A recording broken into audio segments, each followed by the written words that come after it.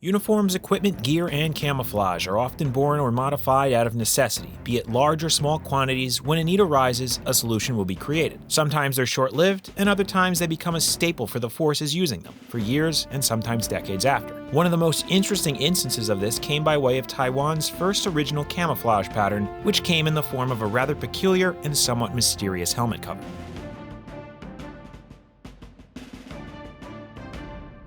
To best understand this particular camouflage cover, we first must look a little bit at the history of Taiwan. With the conclusion of the decades-long Chinese Civil War in 1949, the Kuomintang, or the Chinese Nationalist Party, retreated from mainland China to islands in the South China Sea, now collectively known as Taiwan, officially the Republic of China, or ROC for short. Quick to reform its ranks as well as establish a functioning government, it wasn't long until a popular sentiment and idea of reclaiming the mainland, controlled by the People's Republic of China, or PRC for short, and reunifying the two came into being. However, come 1961, this ideal formed into a secretive military plan to put that sentiment into action. Called Project National Glory, this operation, which lasted until 1972, would take advantage of the social and political climate surrounding the PRC at the time. This 11-year period saw quite a few training and proposals from the ROC, which resulted in various accidents and confrontations with the People's Liberation Army Navy, ending with numerous casualties, 1964 being one of the deadliest. During this time, many nations, with one of the biggest being the United States, actively supported Taiwan in many facets, with one of the largest being military support in both material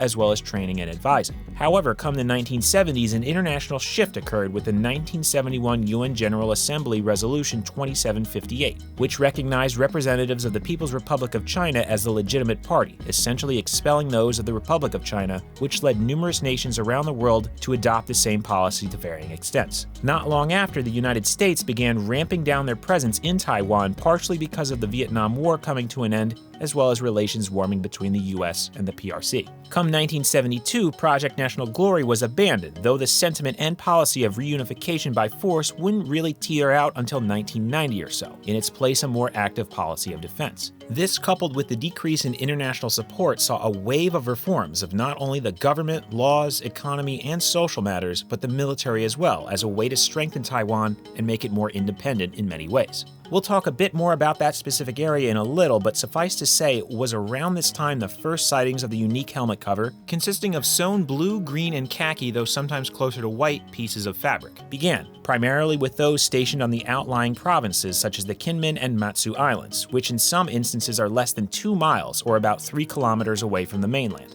From there, it wouldn't be long until the cover spread throughout most of the army, as well as certain units within the Air Force and military academies all over Taiwan. Now, this is just the general bare-bones information about these covers, as getting into the specifics is a little tricky, as quite a bit is murky in that they don't seem to have an official name, origin, or precise reasoning for the choice of the 3 colors. However, there are many different theories and rumors, as well as varying levels of issuance and standards during their lifetime. That being said though, this video will try to cover as much as possible that's out there and attempt to put all the pieces together, assuming they fit, of course. We'll be breaking down these covers into a few categories, starting with the names and their meanings, potential origins, the shapes and choices of colors, and finally the general timeline and evolution when it comes to their overall usage. So first up are the names, or rather nicknames, of which there are many. Over the years, quite a few have popped up with varying levels of explanation, ultimately coming down to source and hearsay. However, the more common ones are as follows: 3-color camouflage, for obvious reasons; patchwork and tag cloth, both because of the amalgamation of fabric pieces; geometric because of their basic larger shapes; cannon due to a connection to artillery forces in certain regions; position or positional camouflage because of their initial and longest usage being seen by forward positions among the outlying islands as just mentioned;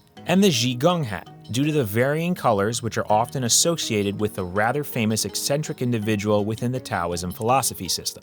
Born in China in 1130, the Buddhist monk Zhigong, sometimes referred to as the mad or drunk monk, due to him often spurning traditions and rules by frequently consuming not only meat but also alcohol, quickly gained a reputation for traveling around southern China, helping those in need. Though today he is a relatively minor deity on the mainland, in Taiwan he is much more revered and celebrated, being often depicted wearing vibrantly colored, albeit sometimes worn or tattered, robes and accessories, including a very noticeable hat sometimes bearing a multicolored geometric design, much like the helmet cover, made up of patches and repairs one may associate with a beggar or vagabond. But now on to the origins, of which there appears to be a few alleged, with some having a bit more validity than others. As mentioned earlier, their initial usage on a noticeable scale really started in the early to mid-1970s. However, some claim that they were seen as early as the mid to late 1960s, but didn't take hold until then. Regardless of specific inception date, most believe the reasoning for the surge in usage coming in the mid-1970s was due to US forces, notably advisors, in Taiwan allegedly discouraging their use due to its somewhat questionable concealing capabilities up until they left around that time. Once gone, the practice increased. Now, it is also worth noting that sometimes when speaking of 1964 or 65, people may be referring to the Mingguo, or Republic of China calendar, which dates the age of the actual republic from its inception in 1912. So 1912 would be ROC year 1, 1913 would be 2, and so on and so forth. Taking ROC years 64 or 65, that would equal 1975 and 76 on the Gregorian calendar, which lines up with the more widely accepted initial usage dates for these covers. But all of that is related to the cover itself and doesn't really explain the origins of the shapes or colors, of which there are a few theories relating to terrain and even uniforms, but we'll circle back to that when going over the physical appearance in just a bit, as it's worth bringing up two somewhat less prominent claims of its origins, both of which relate to early leaders of Taiwan.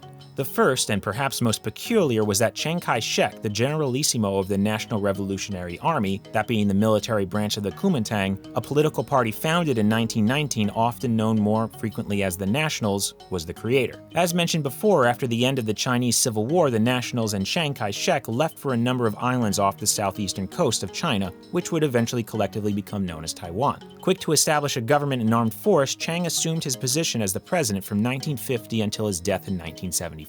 But how could this rumor hold any merit? Oftentimes, the accomplishments and endeavors of leaders are embellished or fabricated to bolster their image or reputation, and this certainly could be one of those instances. But if we put on our speculation cap, one of the potential connections could add a bit of credence to this rumor: the Republic of China's relationship with Germany. Germany officially recognized the Republic of China in 1913. However, it wasn't until after World War I did it, by way of the Weimar Republic, begin to support it, first in the form of the Beiyang and then eventually Kuomintang-controlled governments, both financially and militarily, by supplying not only advisors and officers for training, but weapons, which were often made in-country to circumvent the Versailles Treaty, uniforms, and equipment. This relationship would continue and even expand after the formation of the German Reich in 1933. Between 1935 and 37, some 220 to 300,000 M35 Stahlhelms were ordered for the Nationalist Army, and would likely have continued if it were not for Japan, Germany's ally, declaring war on China, leading the Third Reich to cease relations and switch its support to Japanese-aligned puppet states. Anyway, looking back at the Stahlhelm, throughout World War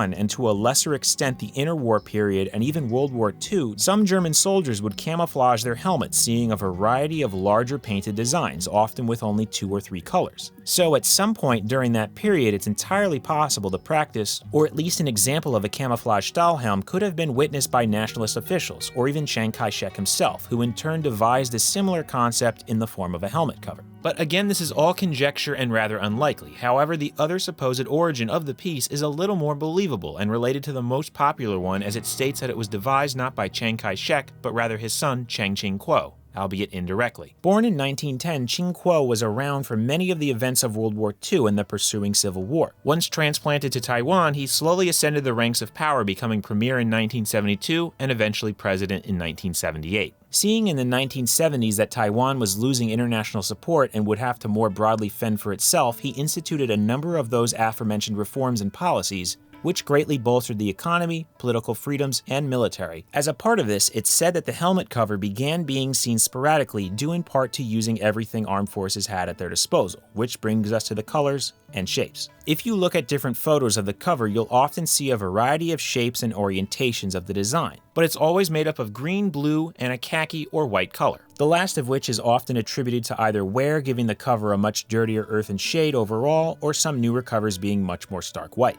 The reasoning behind these colors is a bit of a mystery, as though they are somewhat natural, their sizing and shapes don't really seem all that effective as a camouflage. It's here 2 prevalent theories emerge, both related to elements talked about a little earlier in the video. The first is that they are related quite literally to uniforms of the various branches, be it symbolically by connecting the colors, think green for most field uniforms of the time, with the blue and white or khaki relating to dress and duty, or literally in that uniform supply shops and businesses may have conceived them by piecing together leftover scrap fabric, which quickly gained a uniformity to their overall design. The second relates to terrain, more specifically to that of the outlying islands, which in part gained them the name of position or positional. It's been said that the colors were the most common found in these regions and together form a sort of rudimentary universal pattern, in that green blends in with vegetation, blue with the water or the sky, and the khaki with the earth, primarily sand or dirt. Now, switching gears here a bit, you may think these shapes are completely random and just sort of hodgepodge together, which can appear that way through photos and videos due to different wear styles and angles. However, there technically is only one official design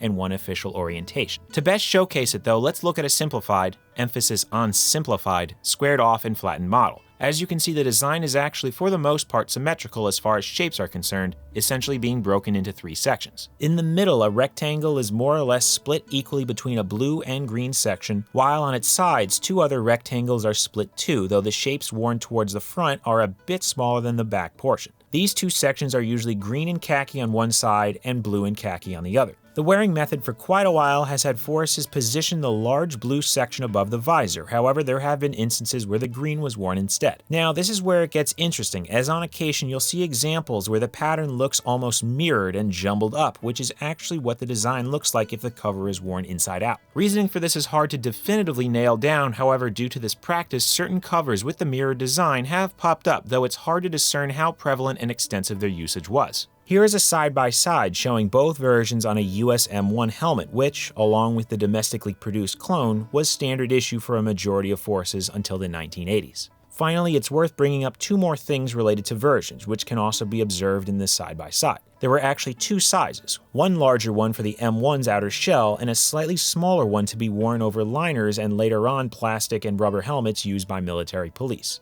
Second, as far as cloth goes, older ones were often made of much heavier fabrics such as cotton or canvas, while newer ones frequently seen with military police forces through the 1990s and into the early 2000s were made of a lighter and more synthetic fabric, which allowed for a bit more stretch and give with the material, explaining why this smaller version was able to be put over a shell rather than a liner. Now, with the mention of military police, we find ourselves in the final portion of the video, the timeline and evolution of these covers, usage, and their eventual replacement. Initial usage began roughly around the mid-1970s or so with Army units stationed on the outer islands, with most other regions all over Taiwan following suit not long after, eventually ballooning to a point where it became the most popular cover. These became highly recognizable as they often were seen with the series of solid green field uniforms worn by many. However, come the 1980s, camouflage uniforms began to be worn sporadically within the Marine Corps and Army, and in 1985, soldiers stationed on the island of Formosa stopped wearing the position cover in favor of tiger stripe, and in some smaller instances, ERDL, which quickly spread throughout many areas of Taiwan, seeing varying styles of the pattern. However, forces on the outer islands continued to wear it for the most part. Around the mid-1990s, the grass green uniforms, which had been standard for decades, began slowly being phased out for a new native ERDL clone, which resulted in many of the other camouflage covers being replaced with ones that match these new uniforms, though position covers would continue being worn in certain areas, most notably the islands of Matsu and Kinmen. However, by the early 2000s, they were all but gone, at least as far as the Army.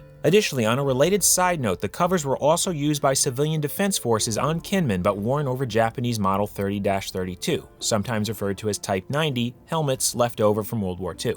Anyway though, they continued use with military police units, which in the ROC's armed forces is its own branch, often in charge of protecting VIPs and politicians, such as the president, counterintelligence against potential foreign agents, and security for many military and government facilities. The cover was most noticeably seen with the Presidential Guard unit of the military police, and as shown earlier was often a bit different in their production to accommodate different helmets and headgear. These seem to continue being worn with many uniforms, be they solid colored or camouflaged, but were eventually phased out with the introduction of the Digital Camouflage Combat Uniform, or DCCU, which began being seen around 2011, but really began standard issue 2 years later. It was at this point many supply stores that offered these covers slowed their production of them, making them a bit harder to source for those interested in acquiring them, though due to the sheer number of used and surplus ones, many are still floating around on the secondhand market. Oh, and as a little interesting side note, the usage of these were actually also seen a few times with the Blue Army, that being the general name for the PLA's opposing forces, as they, like many other nations of the time, would often wear uniforms that were, or looked like ones those they considered enemies or adversaries.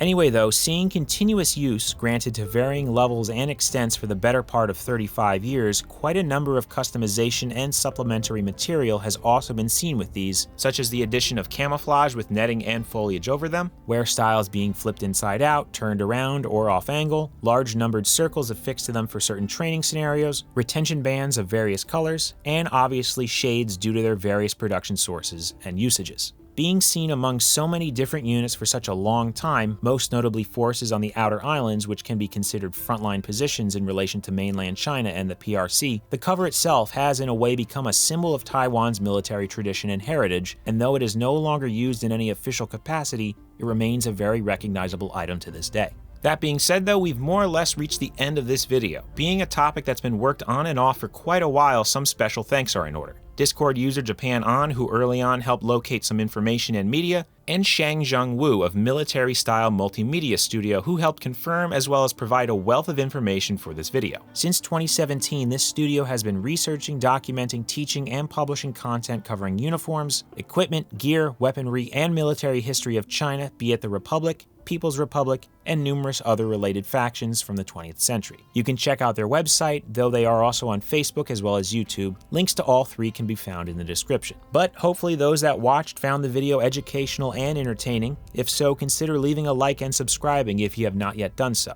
If not, all good, maybe next time. But until then, be sure to check back really soon for more videos right here on Uniform History.